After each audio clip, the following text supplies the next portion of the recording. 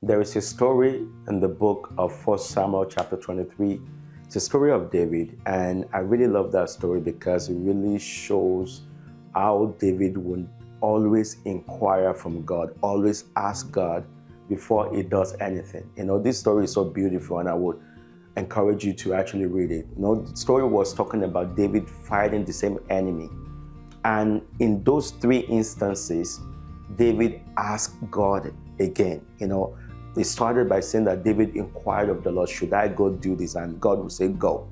The same people showed up again, and David would also go back to God. Should I go? God would say, don't go. The strategy that worked yesterday may not work today, even though you are fighting the same enemy, even though this is the same task, even though it's the same project. The strategy that worked yesterday may not actually work today.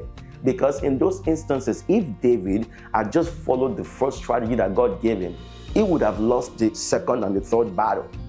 But because he went back to God in prayer, God was able to instruct him, and God gave him different strategies to fight this battle when he asked him 3 times. So I want to encourage you as a minister, as a creative, as a Christian, don't lean on your own understanding. Yes, I know it worked yesterday.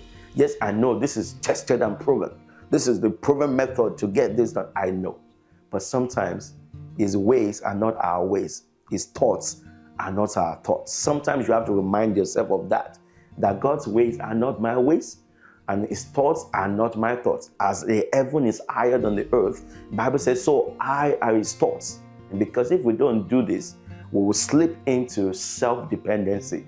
We will start depending on ourselves, on our wisdom, on our strength, and we'll stop depending on God to lead us and to direct us into what we should do. So I believe that one of the ways to really make sure you get victory every single time is by asking God every single time before you go into that battle, before you face that project, before you do that thing that you wanted to do. Because in that instruction and in following through on the instruction and obeying God lies the victory that you are believing God for.